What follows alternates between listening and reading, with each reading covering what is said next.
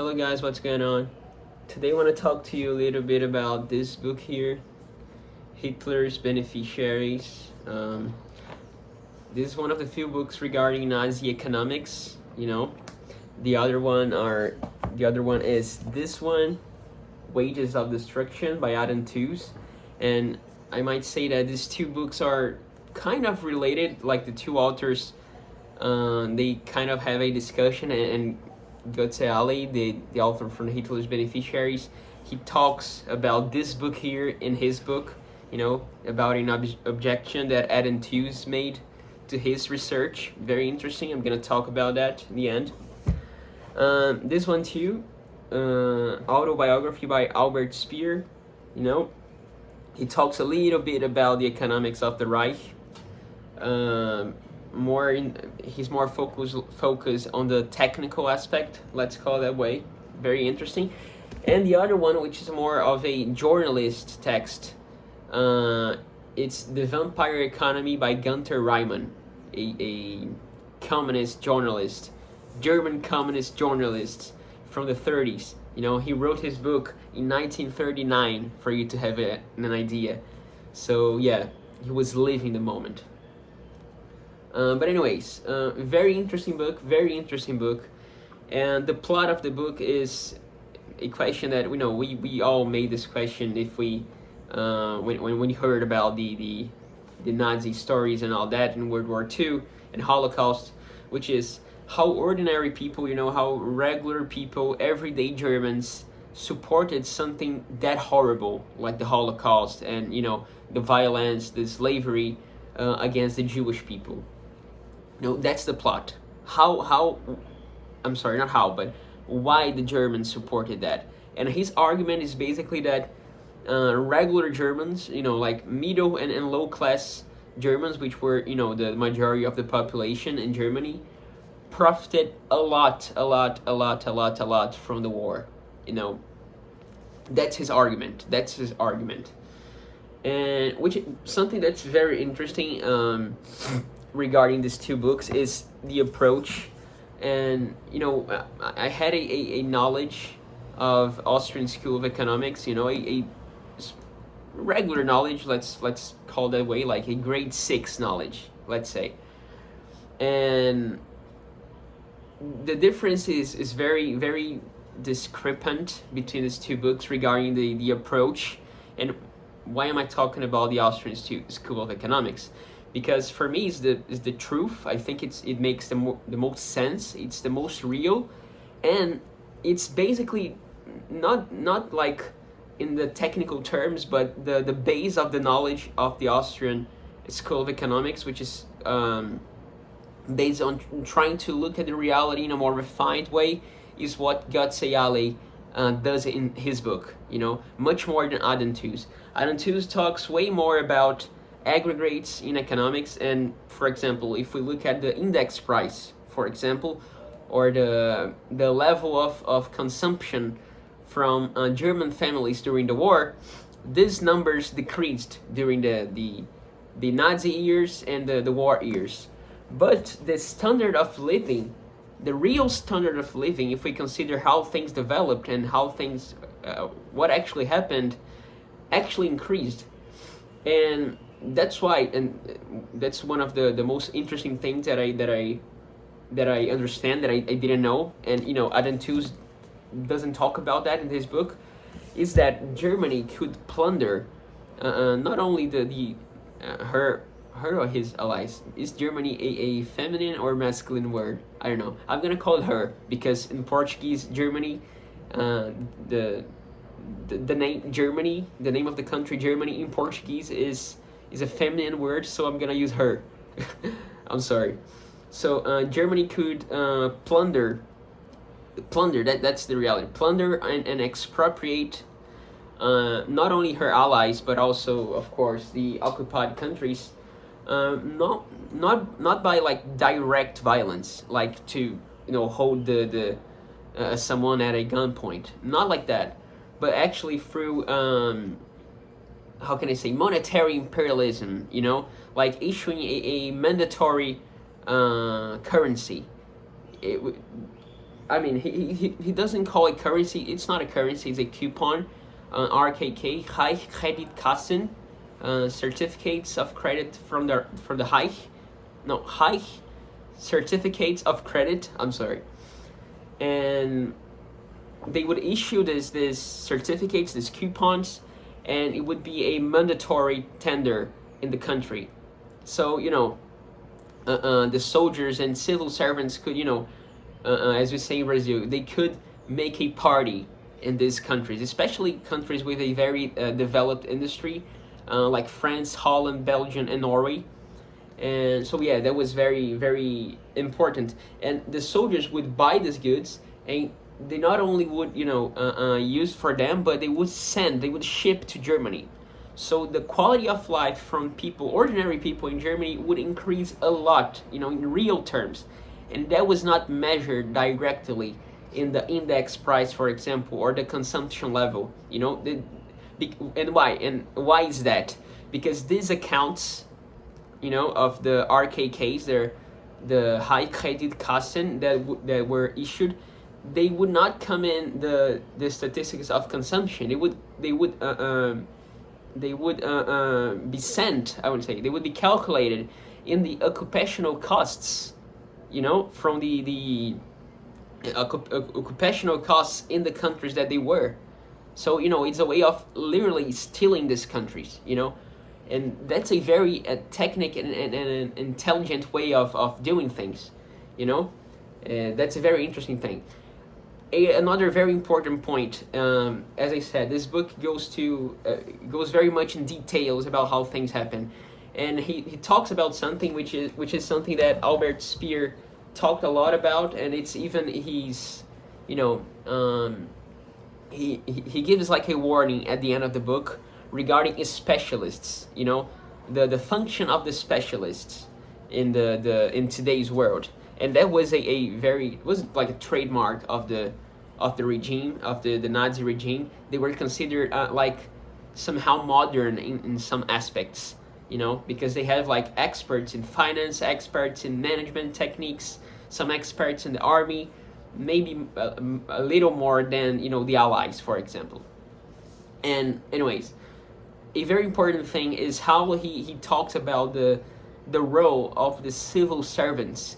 And why is that? Because the civil servants were the ones that would operate the machine, They wouldn't know how to do things for real, So Hermann Göring, Joseph Goebbels, Adolf Hitler, Schwerin von Krosigk, Ludwig Beck was kind of a nice guy. But anyways, this Fritz Sauckel, Albert Speer, these people, they would like give the more broad instructions, But the civil servants of the regime, of the Reich, they were the ones who know the machine and how to operate that. They were extremely, extremely necessary for, the whole thing to work. They would do like the dirty job, but, they would profit from that, and they know what they're doing. That's a very interesting point that Götz talks about here. The civil servants, the one who operate the machine for real, who would do the paperwork, who would issue some orders, some direct orders and instructions, because Göring can send a order, but this order to be translated in a instruction, it must pass by a civil servant. He's the one who's gonna do that. These workers that we don't know their name, we don't know their faces. The deep state, let's call it that way. The deep state from Nazi Germany was essential for the success of the regime. Essential, and that's something that I've never ever heard, and I never ever heard anyone talk about. But Götz did. He did that, and it's very, very interesting, his approach. Remember that these things were how these things happen in details. Why the RKKs, the high credit Kassen, were contabilized in the accounting of occupational costs rather than consumption of the families, for example. So that's very interesting too. Another aspect, and another thing that he talks, and maybe that this is kind of a way too materialistic view of the thing that I thought a little bit, which is that the support that Hitler and the Nazis had was like basically like 95% based on the materialistic aspect of the regime, you know, and maybe this is a simplification, you know, but anyways, he has some arguments, and he says that that's why the Nazis looked so desperated in terms of invading and trying to rule other countries, because the way they financed the war, it wasn't through being like transparent, being clear to the population, like, we need your savings, please save in order for us to, you know, achieve our goals. The Nazis didn't do that, you know, the Nazis didn't do that like the British, like the Brits or the Americans did, for example. They were they didn't were transparent. This is the word. That's the word. They weren't transparent with the population. Half of the war was financed through revenues, and that's a huge merit. Half of the war by pure taxes, you know, and taxes, especially upon the taxes like revenues. Revenues for in the context of a state is taxes. But anyways, 2/3 of this revenue were from the territories that Germany were oh my god, were either allied or had occupied, and the other third were domestic revenues. And in domestic revenues, 2/3 of the domestic revenues came from the richest Germans, and the other third from the middle and low classes. So yeah, this gave a lot of support for the regime. You know, they could spare the most poor people of not the most poor people, but they could spare like the regular Germans, the regular German citizen, from the burden of the war. And that's a huge merit that they had. A huge merit, technical merit. But anyways, I'm gonna talk a little bit about that in the end. But anyways, half of the war financed through revenues, and the other half by debts.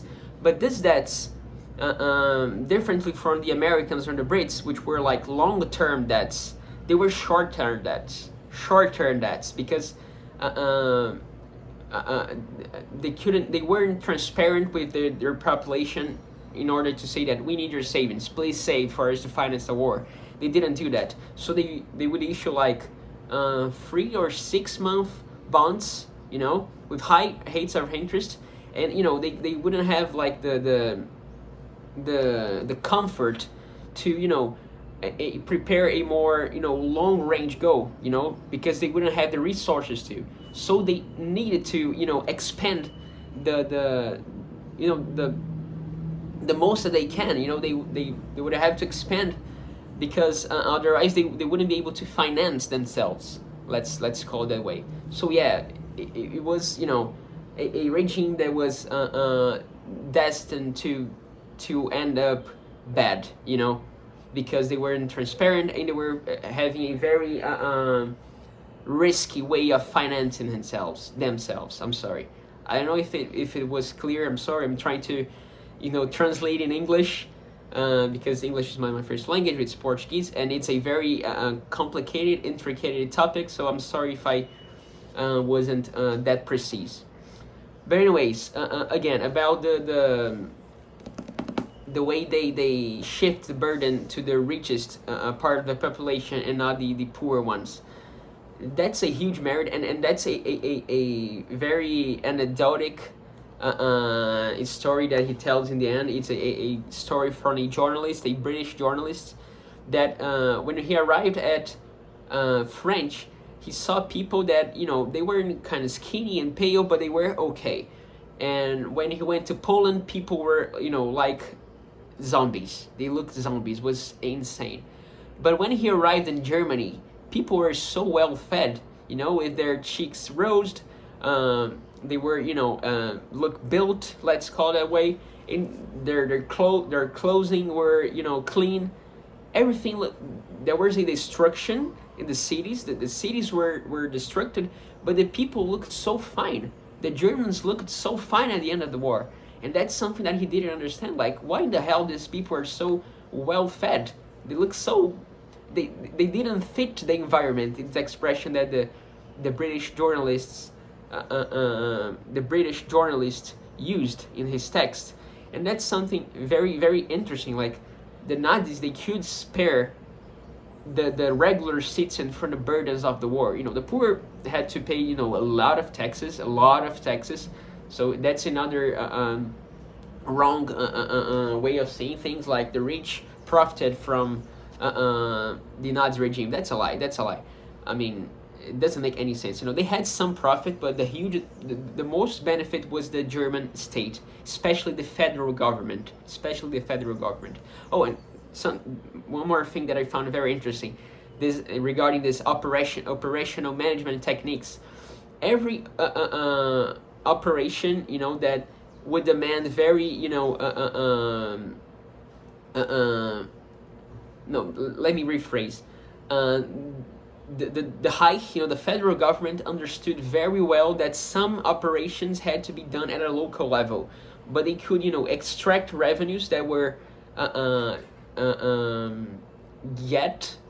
gotten, let's call it that way, gotten or achieved at a local level, to be transmitted to the federal government. And that was another huge merit, so we can say that they were very efficient and technically precise and prudent regarding the technical organization in terms of management of the Reich. And that's very interesting. He talks about that in this book, and which is something that Adam Tooze tries to, not give that much of a credit. I don't know if that's a British shoulders pain, let's call it. That's how we call it in Brazil, shoulders pain. Or he's trying to be real, but I don't know. I feel that this book is more real, more concrete. He goes deeper into the issues of how things would work, and this one is a little bit more generalized. He uses a lot of charts and numbers, but maybe I almost said vielleicht, which is maybe in German. But maybe he's simplified a little bit and let his bias talks a little higher than it should. I don't know. But anyways, both are very good books, very interesting, different approach. This book is way more cool of reading. It's a better narrative. This one is way more technical, let's say. Sometimes it's kind of tiring and boring, I may say. But maybe it's better to understand the reality behind the Nazi regime. So yeah, that was it. 18-minute video long. I'm sorry, I talked a lot. I love this subject. And anyways, feel free to let a comment on the video, say if you like the video or not. And yeah, guys, that's it. Bye bye.